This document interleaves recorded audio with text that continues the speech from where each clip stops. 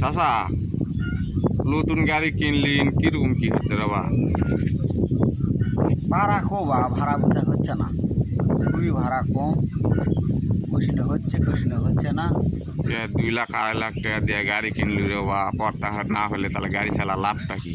এখন কি করবো কও, ছোটো গাড়ি চালাচ্ছ না, ওটাই ভালো আসলো। 300-400 টাকা কামাই হচ্ছিল, খরচ হচ্ছিল না। আর এই গাড়ি দিয়ে টামান আজি মোড়ে মোড়ে হাত ব্যথা আছে ফকিন্দির মতো। 10 টাকা দিতেই থাকো, এই করো সেই করো, ভর্তি হও। দুনিয়াটা অন্যরকম মজা হয়ে গেছে বা সেটি মানুষ ধ্যান খেয়ে খাওয়ার জন্য বসে আছে। কী ঝামেলা করবো ভাই গাড়ি কিনে। এইগুলা গাড়ি, বড় গাড়ি কিনলে ঝামেলা হয় বাবু। যেটি সেটি খালি মাস্তান ফি চায়। এখন সরকার নাই মরকার নাই, কিসের মাস্তান? মাস্তান ফি তুলে দেওয়া তো মানুষ তো নেই। আন্দাজি সব টেকা আছে নিবে, অজগবি এই ঝামেলা সেই ঝামেলা, এটি লোক তোলা হবে না, ওটি লোক তোলা হবে না।